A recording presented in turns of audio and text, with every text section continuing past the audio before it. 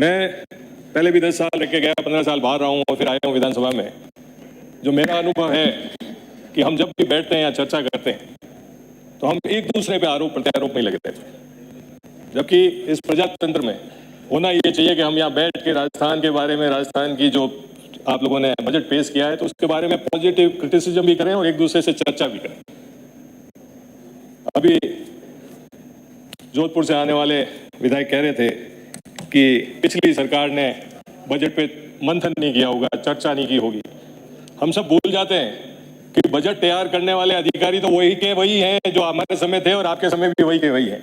हम लोग इस चीज से बाहर नहीं निकलते, हम एक दूसरे पे आरोप प्रत्यारोप लगाते रहते हैं और असली मजा तो जो लेने वाले वही ले लेते हैं। मेरा निवेदन है आपसे कि प्रजातंत्र में खूबसूरती तभी होगी जब हम एक दूसरे को चेक एंड बैलेंस करें, अपनी बात कहें और सरकार की जिम्मेवारी बढ़ती है।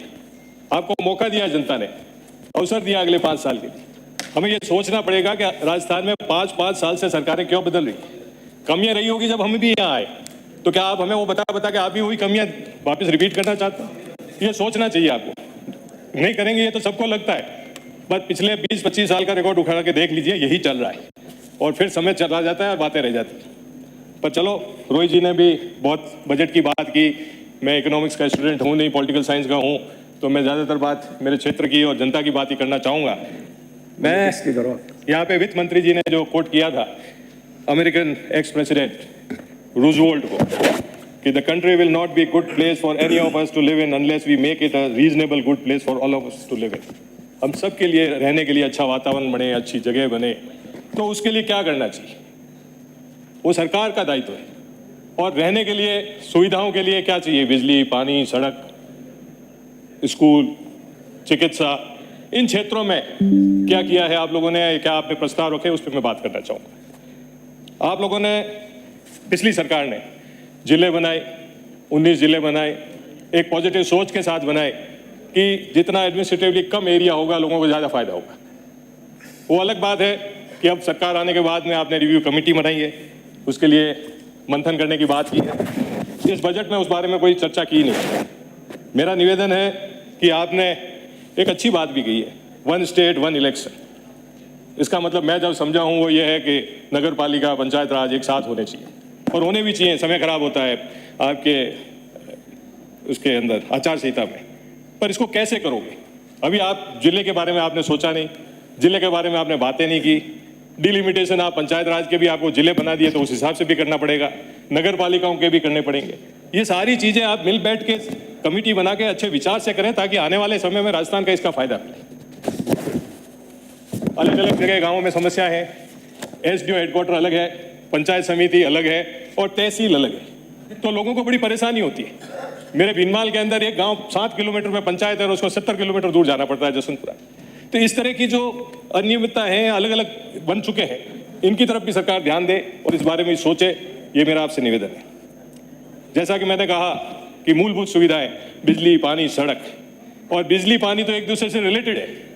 और आप कितने भी दावे कर लें पिछले 6 महीने के, बिजली के हालात पिछले 6 महीने में राजस्थान में सबसे खराब रहे। हमारे पास गाँवों से बच्चों के फोन आते हैं, उन्होंने कहा हमने गुनाह कर लिया क्या कि हमको शाम को बिजली नहीं मिले, पढ़ने के समय नहीं मिले, गृहणियों को उनके कामकाज के लिए बिजली नहीं मिले। अभी जीवनराम जी बैठे कह रहे थे पसीना तो पहुंच रहे थे इस एसी में बैठ के, पर के बिजली पूरी आ रही है। अरे हमें तो 2 मिनट बिजली नहीं आती, हम परेशान हो जाते हैं। तो उन गाँवों में जो बेचारे बिना बिजली के पूरी रात निकालते हैं उनकी हालत क्या हो? आपको इस चीज को देखना पड़ेगा, खाली अपनी पीठ थपथपाने से काम नहीं चलेगा। मेरा अनुरोध है कि आपने एग्रीकल्चर कनेक्शन, हो सकता है हमारी सरकार ने 2016 से 22 तक के सारे कनेक्शन और डिमांड भरा के रख, अब हालात ये है कि डिमांड भरीज गए, लोगों ने अपने ट्यूबवेल खुदवा दिए पर सामान नहीं मिल रहा है, लोग भटक रहे हैं। इस बारे में भी सरकार को सोचना पड़ेगा। मैं उम्मीद करता हूं कि जो पैसों के नीचे आगे लोग, गरीब किसान किस तरह से एक ट्यूबवेल खुदवाता है, ये आपको सोचना पड़ेगा। लोन लेता है, उधार लेके आता है और उसको सामान नहीं मिल रहा। इस बारे में भी सरकार उसको एड्रेस करे और समाधान करे। सोलर के बारे में बात की गई, हर गाँव में 2 मेगावाट के सोलर प्लांट लगाने की बात है। अच्छा आइडिया है, अगर इसको आप क्रियान्वित करते हैं तो इससे फायदा ही होगा लोगों को और हम बिजली की जो भारी समस्या है इससे हम निजात मिलेगी। और बिजली से जुड़ा हुआ पानी है, जब बिजली नहीं आ रही है तो लोगों को पीने का पानी कहां से मिलेगा? हमारे यहाँ नर्मदा स्कीमें बनी, 15 साल हो गए, 2013 में स्कीम पास हुई, सरकारें आई गई, अभी तक पानी पीने को नहीं मिला। आपकी सरकार भी आके गई, हमारी भी आके गई, और अभी तक लोग तरस रहे। तो इसको भी गंभीरता से लेके फंड अलॉट करके सरकार को चाहिए कि उसके ऊपर कार्य करे। कृषि के बारे में मैं कहना चाहूंगा आपको कि इरिगेशन में ये हमारे गुड़ामालानी से आए हुए मंत्री जी बैठे हैं, शायद इन्होंने मेहनत करके खुद का एरिया गुड़ामालानी में डीपीआर बनाने का काम तो स्वीकृत कराया है, पर इनको सांचौर का जो एरिया लगता हुआ है जीवाराम जी का और हमारा, उस एरिया में भी उसका सर्वे करना चाहिए, ताकि जो बीच में वंचित रह गए हैं। नहीं जवाई है हमारे, जवाई है सांचौर के, पर ले गए तो सांचौर का भी पूरा ध्यान रख के सरकार से बैठ के इस चीज को कराए ताकि लोगों को फायदा मिले। और सबसे बड़ी योजना जो माही योजना के लिए कई सालों से संघर्ष चल रहा है, माही का पानी पूरे गुजरात में खंबात की खाड़ी तक हमारा पानी उपयोग हो रहा है, वहां फसलें लहला रही है और हम लोग प्यास से बैठे। पिछली सरकार ने डीपीआर में पैसा स्वीकृत किया था, मैं अनुरोध करता हूं आपके मार्फत सरकार से कि किया था, जो भी किया हो उसको कम से कम हाउस में लिया तो सही, एमएलए साहब उसको लिया तो सही कम से कम। सदस्य तो एक मिनट में मैं समाप्त कर रहा हूं आप, तो कम से कम मेरा अनुरोध है कि इस योजना को भी टॉप प्रायोरिटी पे लें। इसी तरह से मेरे यहाँ एक बांडी सेंदड़ा बांध बना 2003-4 में बना, और इतने साल हो गए आज तक उसे इरिगेशन नहीं हुआ, कैनालें टूट गई, लोगों को पानी नहीं मिला है, बंदा भरा पड़ा रहता है, वहां मछलियां पालन हो रही है, उसके अलावा कोई काम नहीं हो रहा है।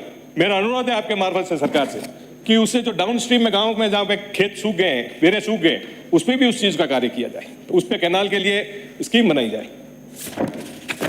1 मिनट में समाप्त कर रहा हूँ। पीडब्ल्यूडी, वो कहते हैं ना मारवाड़ी में कि माँ मारो ब्याह ने माँ पुरस्कार, तो वित्त मंत्री जी, हाँ, तो वित्त मंत्री जी ने खुद के पीडब्ल्यूडी डिपार्टमेंट को बहुत अच्छा पैसा दिया, अच्छी बात है। पूरे राजस्थान में प्रस्तावित जो स्कीम्स हैं वो पूरी हो, और हम उम्मीद करते हैं कि अच्छे कार्य हों। परंतु इस सरकार की नाक के नीचे नेशनल हाईवे जयपुर से किशनगढ़ तक जो लोग परेशान हो रहे हैं, उप मुख्यमंत्री जी भी विराजे हैं, टोल लिया जा रहा है, लोगों से पैसा लिया जा रहा है और लोग परेशान हो रहे हैं 4-4, 5-5 घंटे। सरकार है आपकी, ऊपर बात करिए और कम से कम इस चीज का समाधान किया जाए। ब्रिज बन रहे हैं, सही बात है, तो पैसा काहे का ले रहे हैं? उसके लिए भी कोर्ट को हस्तक्षेप करना पड़ेगा क्या, या आप लोगों को सोचना पड़ेगा?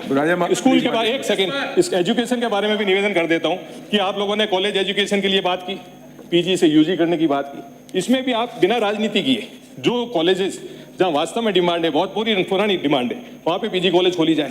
सेठ लोगों ने मेरे भीनमाल में बहुत 1960 में बनाई, वो अभी तक भी कॉलेज है खाली, उसको पीजी कॉलेज किया जाए। इसी तरह से सरकार ने जो स्कूल क्रमोन्नत की बात की, हमारी सरकार ने तो उच्च माध्यमिक स्कूलों को सभी को क्रमोन्नत कर दिया था, पर आपने वहां से 100 ही की है और नए स्कूल खोलने की 50 का ही किया है। मेरा अनुरोध है कि बच्चों की संख्या, शिक्षा को देखते हुए इन चीजों पर निर्णय किया जाए बिना राजनीति। मैं आपने समय दिया इसलिए बहुत बहुत आभारी हूँ, धन्यवाद।